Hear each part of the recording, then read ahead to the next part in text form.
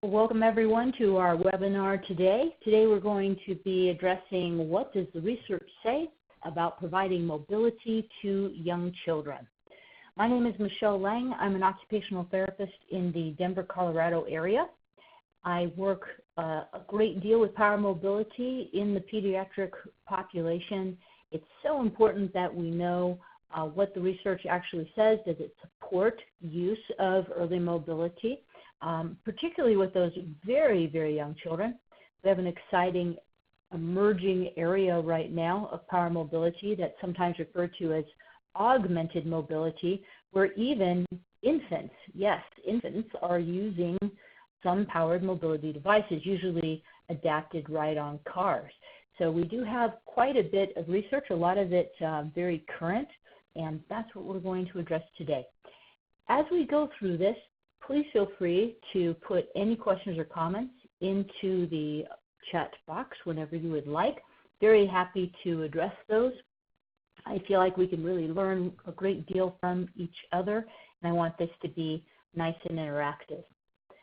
So again, we're going to be talking about early mobility, why it's important, what the current research does show us, and a lot of this information is in your research. In your handouts. We're going to be citing a lot of research. That's hard to quickly write down.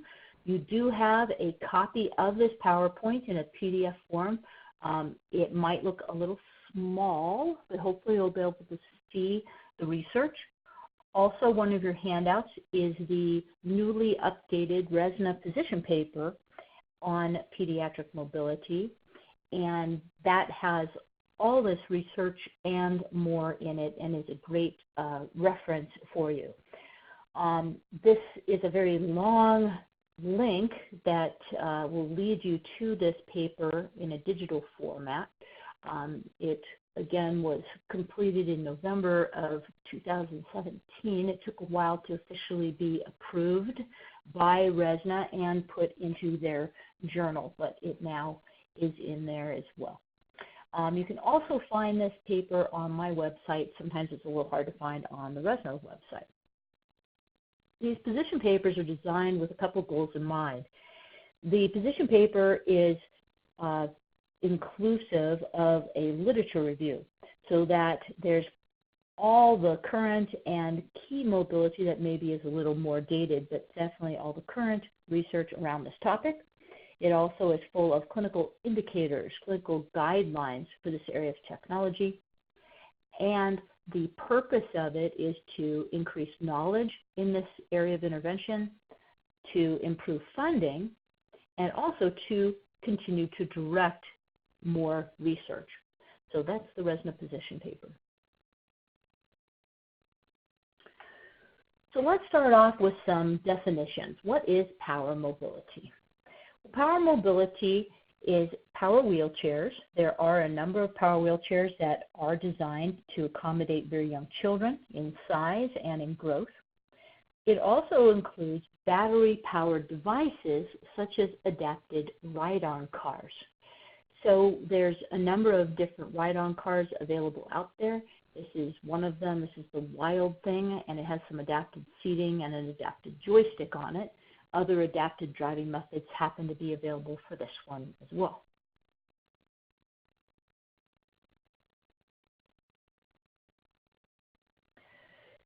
So let's talk about mobility. Self-initiated mobility is our ability to initiate movement independently, and this starts at a very young age. It includes crawling, scooting, walking, propelling a manual chair through self-propulsion, as well as power mobility. The ability to initiate movement independently is very, very important, even if the client cannot do so accurately, efficiently, or functionally.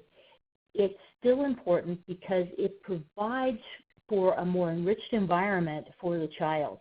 And those enriched environments promote neuroplasticity, overall brain development. I'm going to take just a break here. It looks like several people are having difficulty with the audio. So if you wouldn't mind out there raising your hand if you are able to hear this webinar right now. Okay, we have lots of hands raised. As an attendee, and I can hear the webinar as well. If you're having issues hearing the audio, you might want to try refreshing your screen. The audio is through your device only, so you do need to have your speakers on.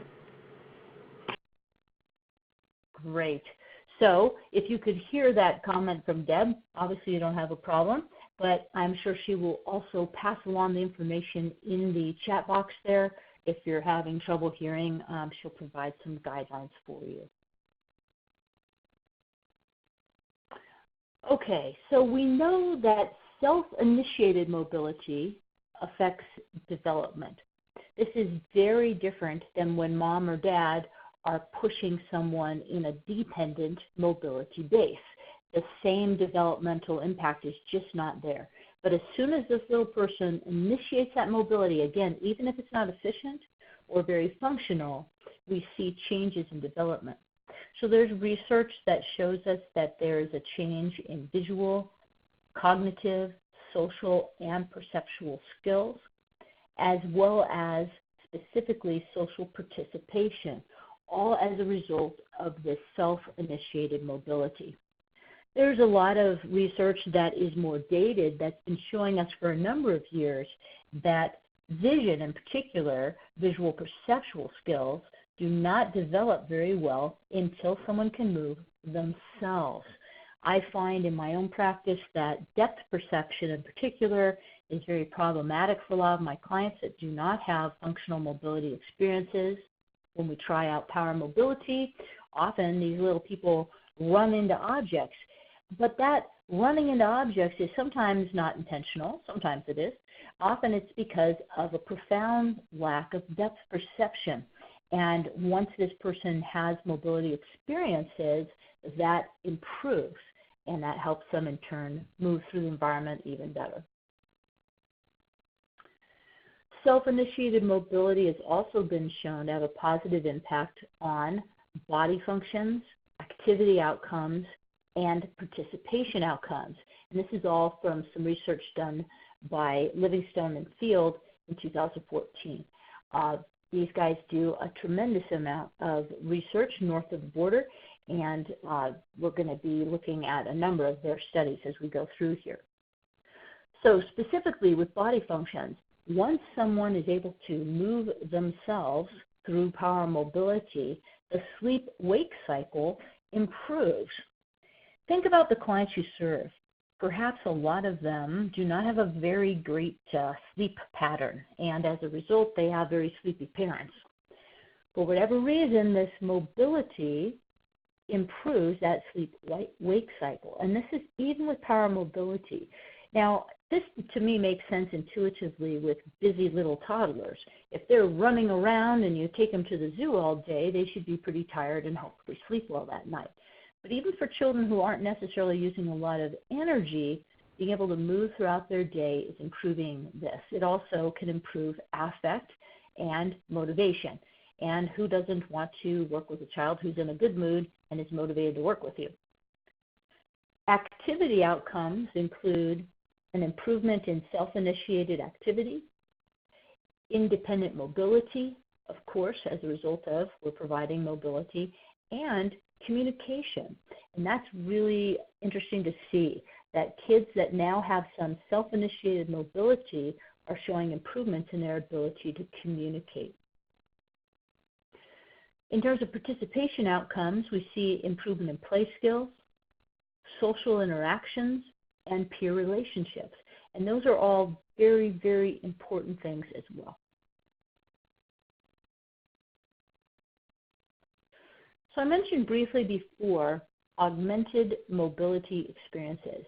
This is something that really has been around for a number of years. Many, many years ago, I used to recommend the Cooper car. It was available for a while through R.J. Cooper.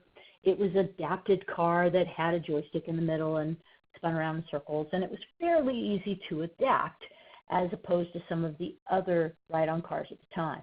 But this has really seen a more recent resurgence, a lot of it due to the Go Baby Go program. So augmented mobility provides movement to a child for the sake of movement. The main goal is not functional mobility. So our main goal here isn't, I need to go to the kitchen, open the refrigerator, and get a glass of milk. The main goal is, I want to move. And we know that movement has these huge developmental impact on the clients. And so we want to make sure that we are hitting that with our clients, that we're providing this for the sake of development. Again, this often is using adapted ride-on cars. Now, this is where funding can get tricky. A funding source says, well, we're not going to pay for a child to just move around randomly. It's important to bring in this research to explain why we're doing so. What I like to do is think about your average toddler preschool child. Their movements sometimes to us more functional adults might seem very random. You might have a bunch of little kids running around a room, running into each other, running into furniture, but they're moving, they're moving, they're moving, they're moving. All that moving and exploration is building up their brains. So what looks to us sometimes as rather random movement is really that child's occupation. It's very, very important for development.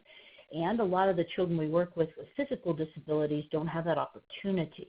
It's important to provide that.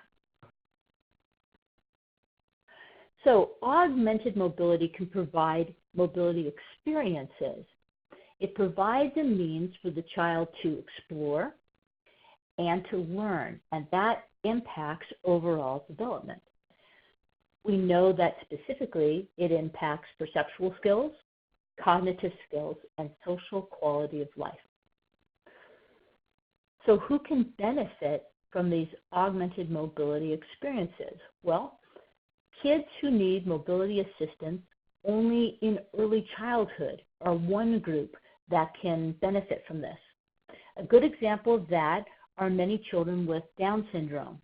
So some of these kids are going to be quite delayed in their motor development, where they're not going to be up and walking for some time after their peers. We can provide this mobility assistance only as long as this child needs it, and ambulation eventually takes over. Children who need mobility assistance for life can also benefit from augmented mobility experiences at a very young age. We get them going soon. It makes that transition over to, say, a power wheelchair much simpler.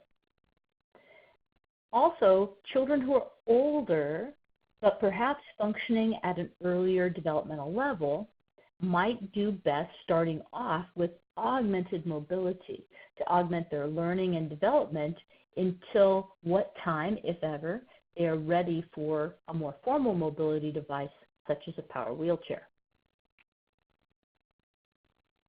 Now, when it comes to mobility, efficiency is really, really important to consider.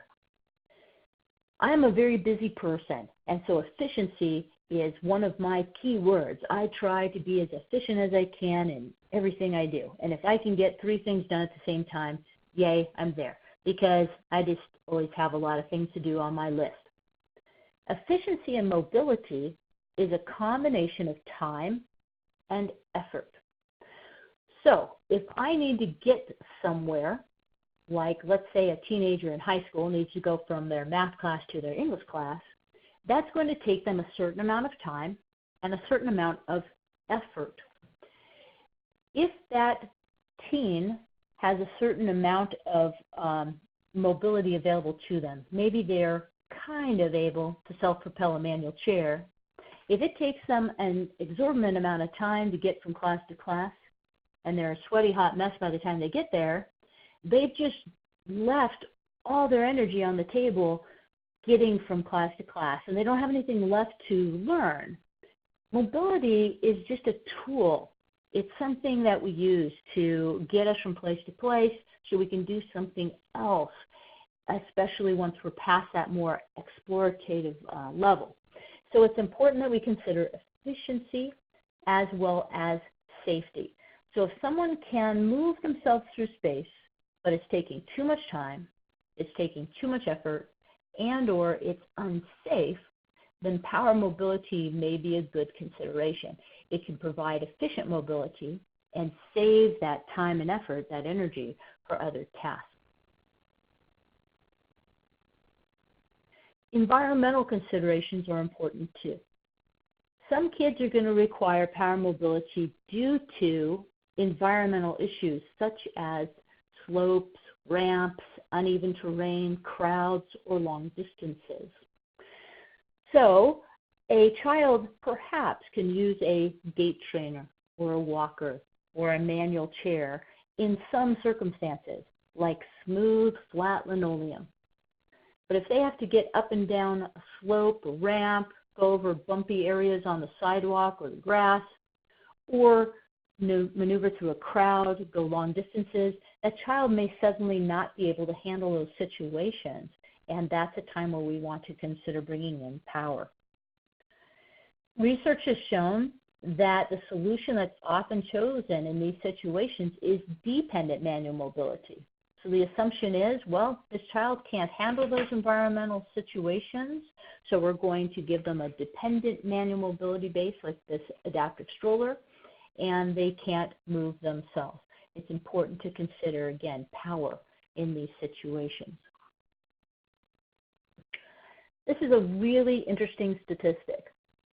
Only 10% of children using manual wheelchairs, that's that MWC, manual wheelchairs, outdoors, are able to self-propel. Only 10%.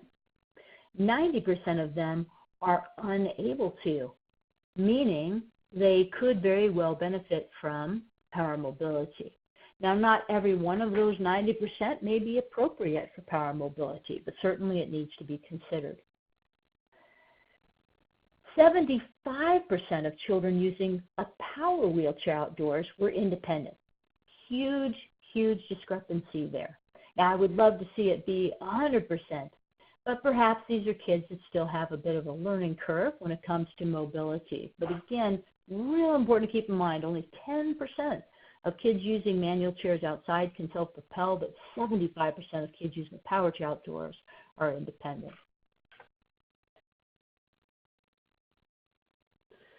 Now, sometimes when I'm sitting around a table with this child, with caregivers, with relatives, with other clinicians, with suppliers, etc., sometimes there's someone around that table that might be hesitant to explore power mobility because they're concerned about several issues. First, how will this child get exercise? Second, the client will lose function. Specifically, maybe they won't be able to walk if I provide power mobility, or even what I've heard, they'll gain weight. Well, it's important to remember that mobility is about efficiency, not exercise. We exercise separate from our mobility techniques. So if I need to get groceries, I'm going to hop in my minivan and go down to the store and get groceries. If I need exercise, well, I'll get on the treadmill. I'm not going to walk to the grocery store and carry things back one at a time. So depending on the task, mobility, again, is a tool. My task at that moment is either get groceries or exercise. So it's certainly fine to pursue alternative exercise for our clients as we can, but mobility itself is not designed to be an exercise activity. Oh, let me go back for just a second here. In terms of loss of function, and I believe I have something coming up here soon, a reference for this, there is research that shows that using power mobility does not limit or reduce the chance that this child will ever walk or have other decrease in gross motor function. And if weight gain is a concern, well, there's other ways of managing our weight besides making someone push a manual chair if it's very inefficient for them. Okay, so just who can benefit from power mobility? And what does the research show? There is an article from Livingstone and Palig back in 2014. It was a Delphi study of a number of clinicians across the globe who do a lot of work in pediatric power mobility, include a literature review and clinical guidelines. And in this paper, they divided children into 4 groups who they believe could benefit from power mobility. First, children who will never walk.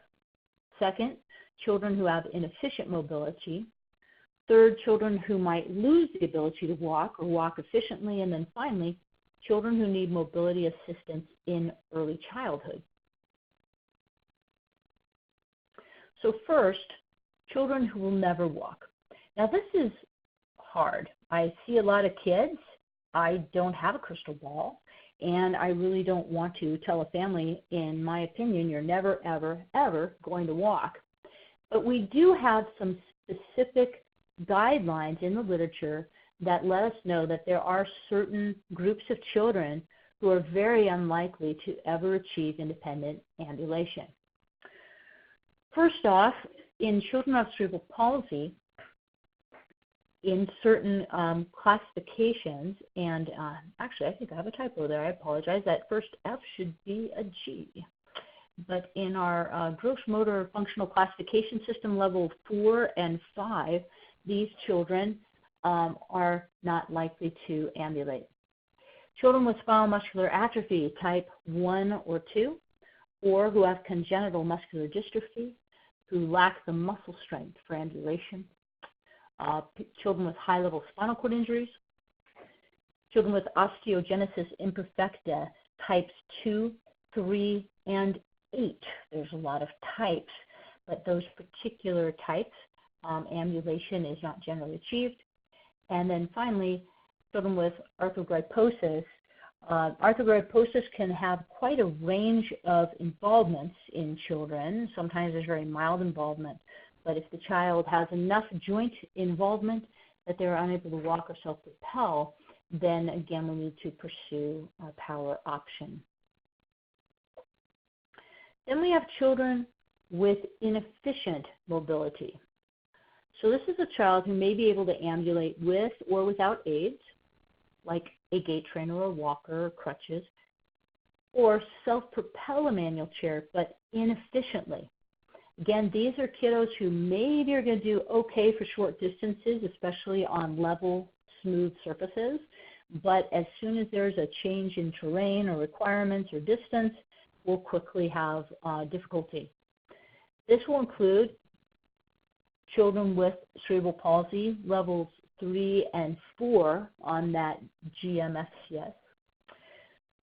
Children with a spinal cord injury level 6 or 7, or thoracic level spina bifida. Osteogenesis type 4 through type 7 will have inefficient mobility. Children who, in general, due to their diagnosis, have abnormal muscle tone and as a result lack efficient mobility. And then finally, children with juvenile rheumatoid arthritis, cardiac conditions, or other medical conditions that impact their ability to be efficient in their mobility. There are also children who were mobile but lose that ability to walk or to walk efficiently. This could be due to an acquired condition that leads to this loss of motor skill. Most commonly are traumatic brain injury, spinal cord injury, and then less common are progressive neuromuscular diseases. And that could include muscular dystrophies such as Duchenne muscular dystrophy, Friedreich's ataxia, Charcot-Marie-Tooth, spinal muscular atrophy type 3, those sort of conditions.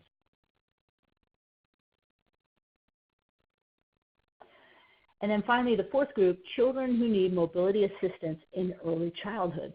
So as I mentioned before, with augmented mobility, some kids might lag in their motor development, but we know this child could develop ambulation in the future. We're still going to provide power mobility early to help with their overall development until and if ambulation develops, because we know there's huge advantages to that developmentally, including cognitive and psychosocial skills. So, common question. Will power mobility keep my child from walking? This is a huge concern people have, and hey, I understand. Who wouldn't be concerned about this? It certainly is something to be concerned about. If I'm going to consider a power mobility device, am I going to see a change in their potential? Am I going to see a decrease in gross motor development? I hear this from parents, but I also hear this from other clinicians as well. There is several research studies out there, but this is a more current one from Jones. Early augmented mobility experiences do not impede development of ambulation. There's even been some earlier studies that showed the opposite, that as the child had the potential, some kids actually showed improvement in gross motor skills once they received power mobility.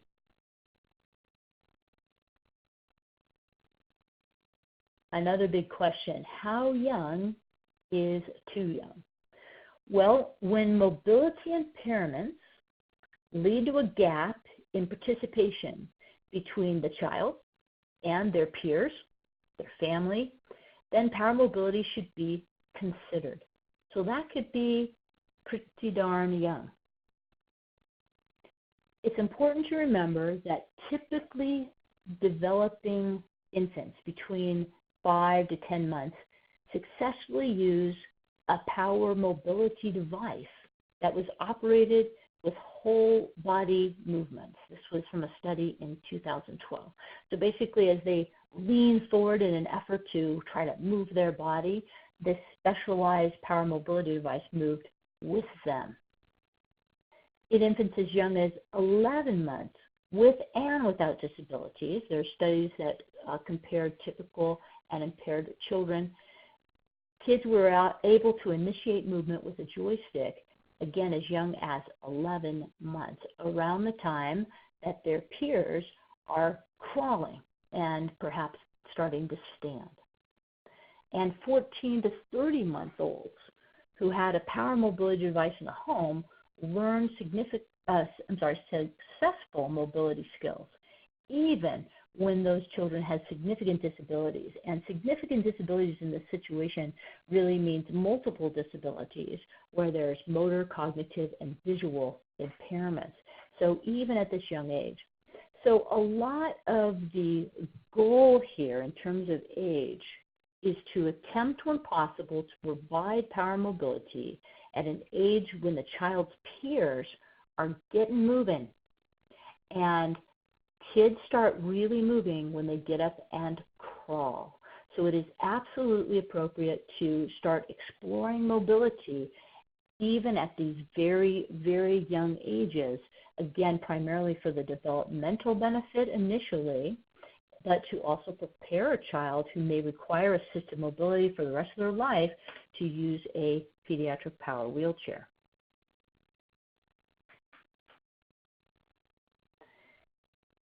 Pre-mobility training. Now, unfortunately out there are no established training protocols or standardized tests that are available for pre-mobility training. There are some resources out there, but nothing that really, again, has been validated with a bunch of kids. So what can we do with pre-mobility training? The goal of pre-mobility training is to help a child get ready to use a mobility device, whether it's a ride-on car or if it's a pediatric power wheelchair. Lisa Kenyon and some colleagues found in 2015 and 2016 that they could use platform trainers to provide mobility experiences. What that means is they would take the child's current mobility base, such as an adapted stroller or manual wheelchair, and roll it up onto a motorized platform. And the child could then operate from their well-positioned body, hopefully, in their dependent mobility base, could operate the platform. You could hook up a joystick or head array or other driving method so the child can move the platform around. They also found that because of these mobility experiences, they noted improvement in mobility skills, psychosocial, and cognitive development. Now, I have presented several AbleNet webinars on the topic of pre-mobility training, developing readiness to use power mobility, and those are in the AbleNet library if you want to get further information.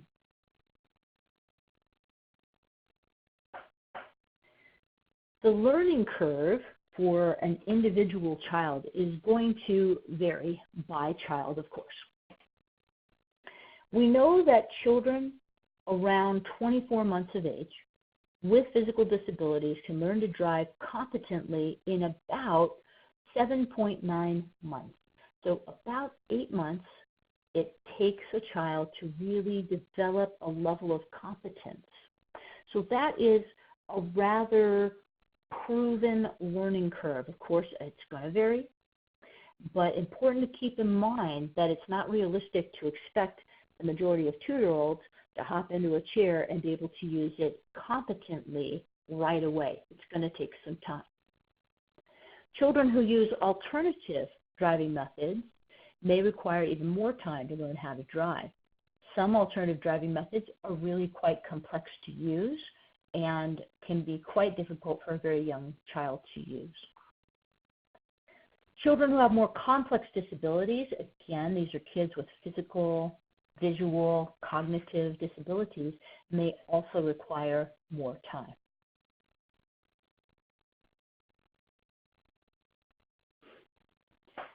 There was an interesting study by Durkin in 2009 in which she identified 3 stages of learning to use a power wheelchair.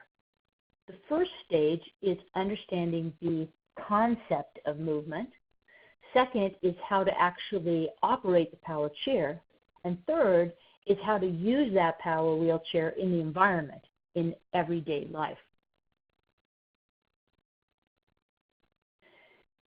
As a part of this research, Nilsson and Durkin created an assessment of learning power mobility use, or ALP, and this was in 2014.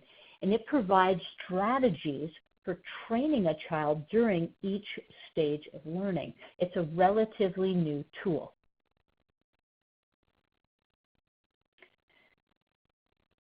There are challenges that limit power mobility use with kids, and this primarily includes accessibility.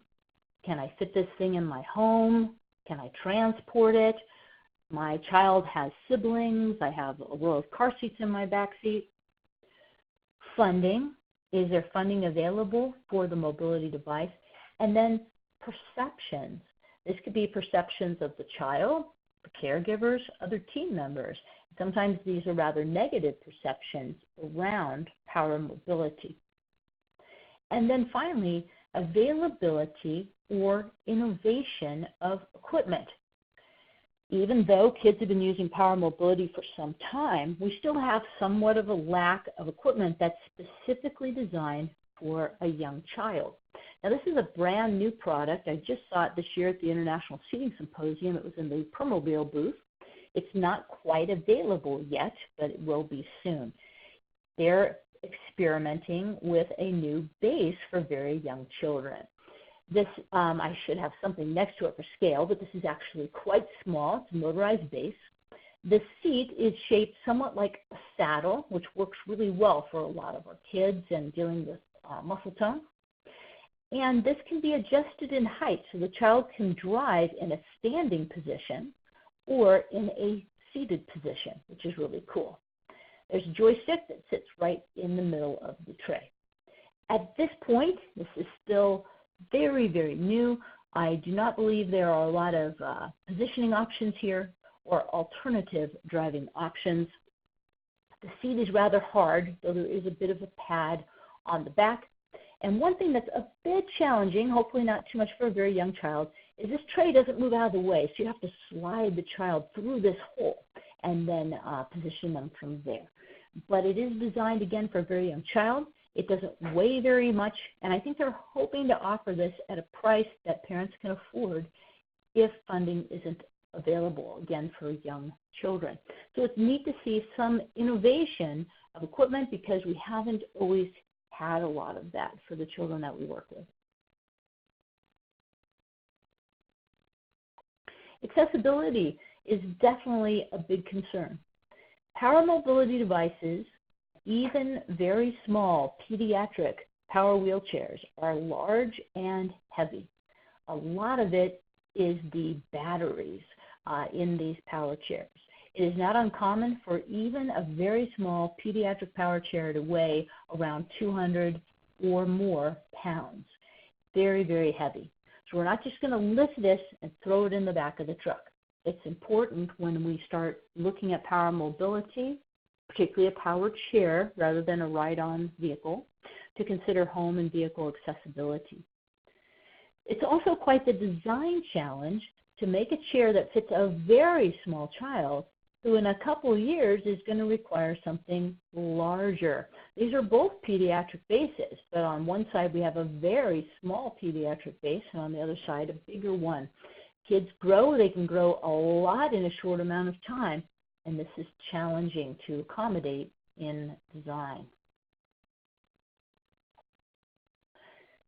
There are always funding challenges out there when we are looking at pediatric mobility. Depending on the funding source, the child may be limited to one primary mobility device. Well, that's tricky because now I'm either looking at just a manual chair or adaptive stroller or just a power chair. Because this is a very young child, oftentimes a power chair may not be appropriate as their primary mobility device. Accessibility might be an issue with that as well. There may be age limitations sometimes with funding as well, where a funding source will say, if a child's below a certain age, we will not fund a device. Hopefully all this research will continue to improve that situation, but it's something that we need to keep in mind. What I do in my area is if we are dealing with a situation where we can only get funding for one mobility device, we will, as appropriate, recommend a power wheelchair. And we will try to get alternative funding for a dependent mobility base because it costs less. We have a program in our area too that recycles equipment, refurbishes it, and sells it for a much reduced price as well. And sometimes families will do that. Now, realistically, many families already have a dependent mobility base by the time we start looking at power. And what I found is sometimes if they've had that base for a while, we may still be able to get funding for a power chair. So we're certainly not going to get funding for a new dependent mobility base for a while. Again, it's just going to depend on the funding source. A lot of these kids tend to be on a state Medicaid program. Every state has its own guidelines. So I can tell you a lot about Colorado Medicaid, but I may not be able to tell you very much about the Medicaid program in your state. The people who do know that answer are typically your suppliers. So the equipment suppliers in your area that work with complex rehabilitation technologies are going to be familiar with what that state Medicaid will pay for. Perceptions. It's important to keep in mind the attitude of the professionals, the caregivers, the funding agencies, the physicians, anyone that's around that table in person or virtually. If somebody around that table has a bad perception about the provision of power and mobility, it can become a real obstacle, something we need to address. It can result in the delay or absence of consideration of a power and mobility device, even when one is indicated. Perceptions can go the other way as well. There might be somebody who's very accepting of this technology, but expects the child to be successful immediately. And that may not be realistic either. What's realistic is to expect an appropriate learning curve. So these are, again, all things that we need to address and discuss around that table. What I find myself has been very helpful is, I'm going to go back one slide here, is to really pull back and try to develop consensus. So consensus means taking a step back and saying our goal is not get a power chair.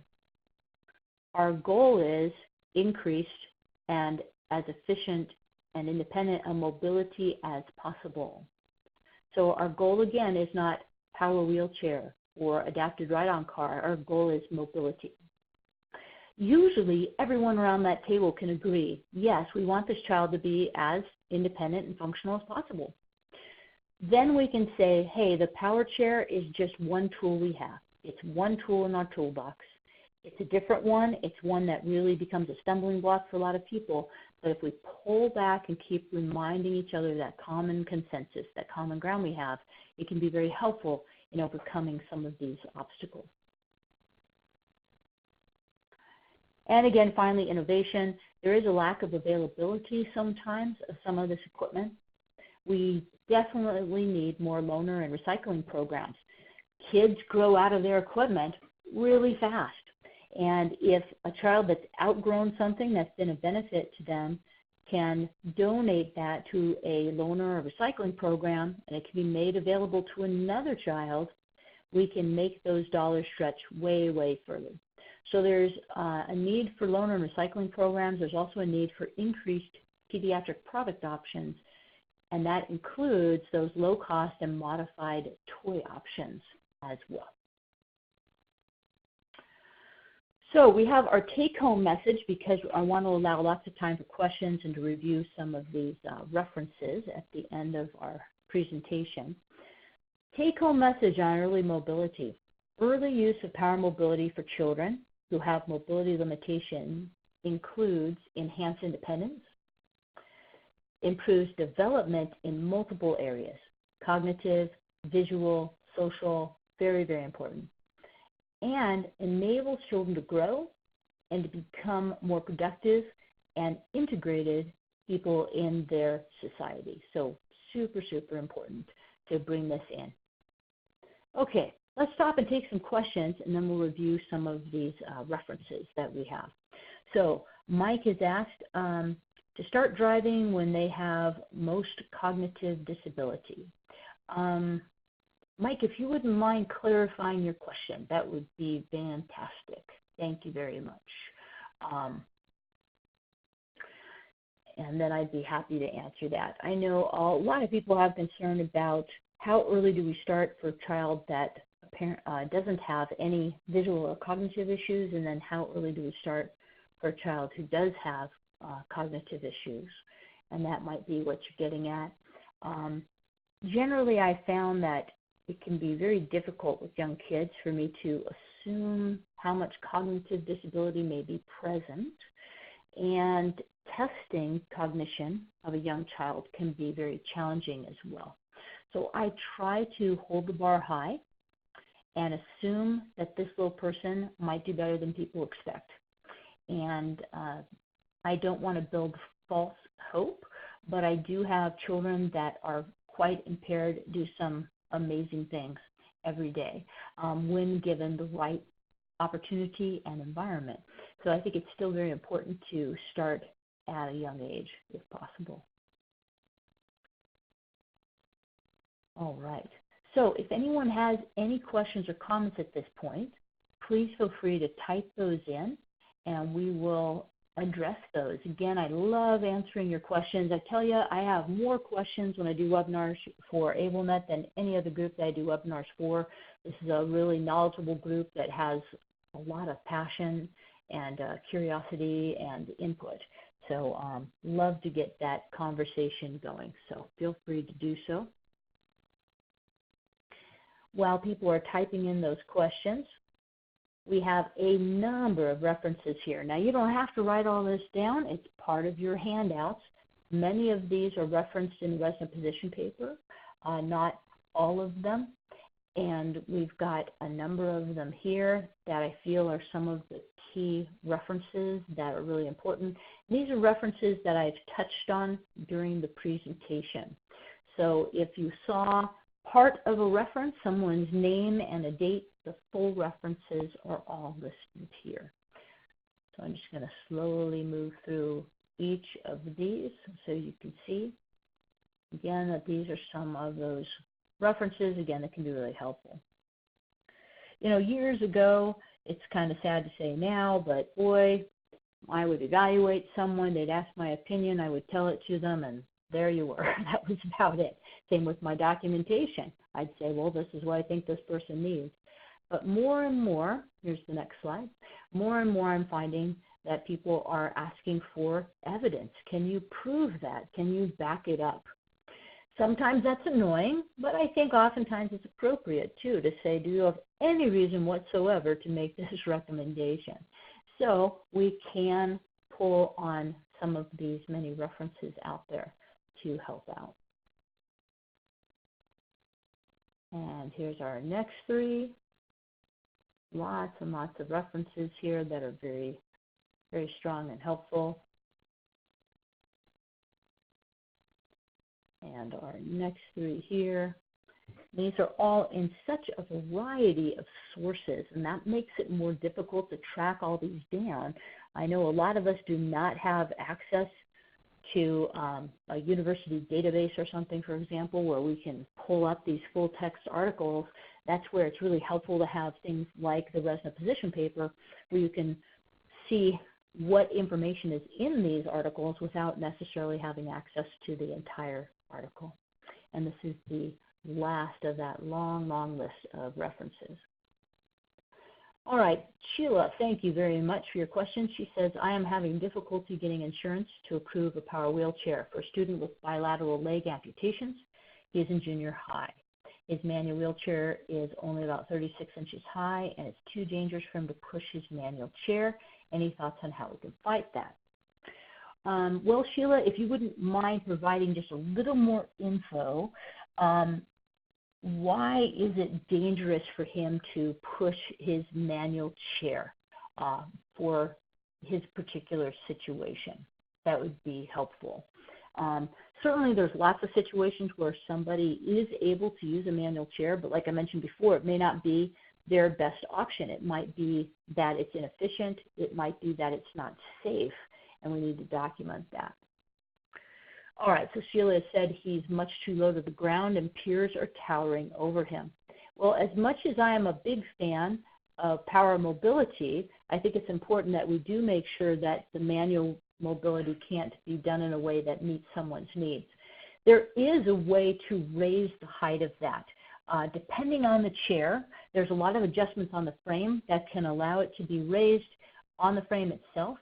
Sometimes the size of the tires can also be used to raise that, or even looking as necessary at a brand new manual chair. Certainly getting a new manual chair that works better for him would make more sense than a power chair as long as he's otherwise efficient with it. And that's going to include those longer distances.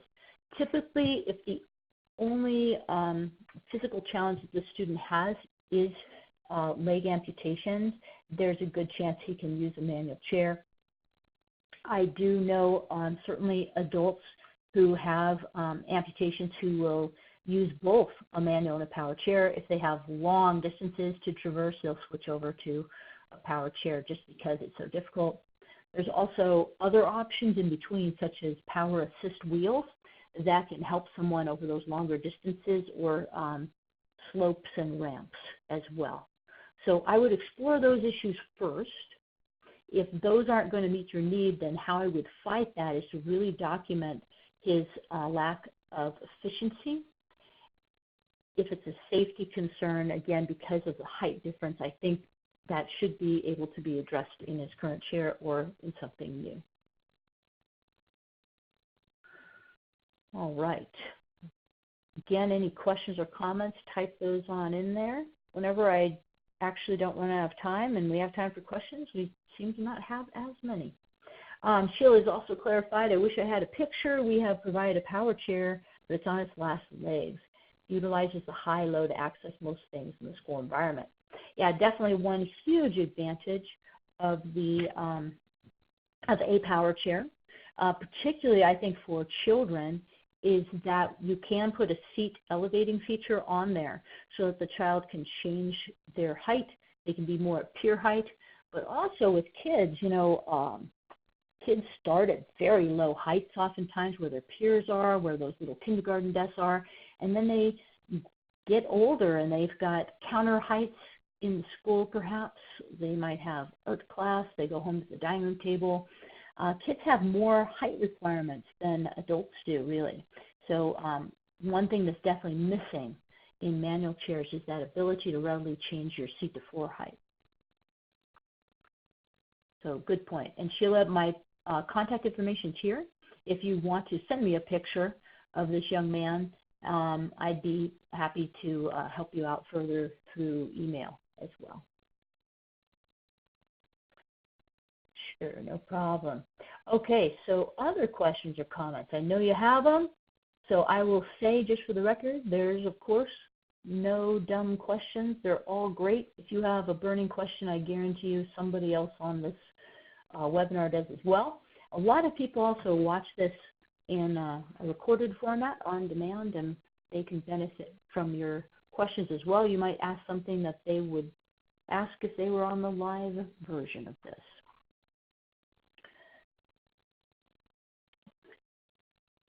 A real common question that, oh, thank you, Holly. Now I don't have to make up a question. I had issues with the first few minutes of the presentation. How do I get a copy of the handouts? Well, I'm going to let Deb actually answer that one. She will help you out. I know some of you had some, oh, go ahead, Deb. I hear you. Oh, I was just going to say the copy of the presentation did go out in the meeting reminder. Sometimes that goes to junk mail. It will also go out again in a post-meeting email, and then it will be posted on our website along with the recording of this webinar so that you can access it there. Great. Thanks, Deb. Yeah, so I know a few of you had difficulty with audio at the beginning. You could always go back and watch the beginning of this again in a recorded format so that you don't miss that information. So again, from a funding standpoint, I know that's often a very common question.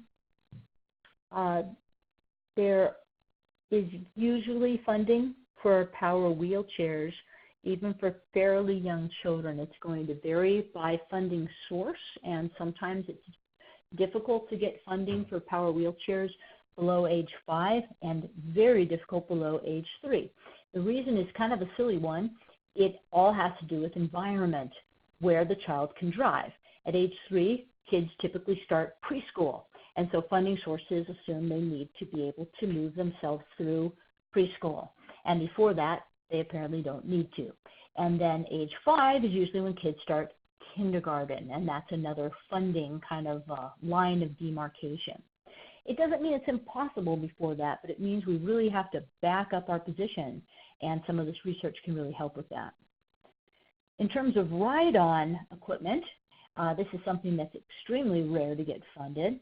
Parents usually get this funded on their own. So some families will look up directions online of how to adapt a ride-on toy that they can buy at a local store. Some families are fortunate enough that a Go Baby Go program is coming to their area, and they might be able to attend that. I know my son's own high school, they're having a day coming up where they're adapting little ride-on cars for children in our community. Unfortunately, my own son would rather his mom not attend, which is too bad because I would love to. So there are programs available. Usually the parents have to pay a relatively small fee above and beyond the cost of the vehicle itself. Occasionally service organizations out there will, where parents will use GoFundMe, other alternatives to raise money for those adapted vehicles as well. All right, one more chance. If you have any questions or any comments, feel free to type those in. We'll wait a minute for people to type in anything else that they have.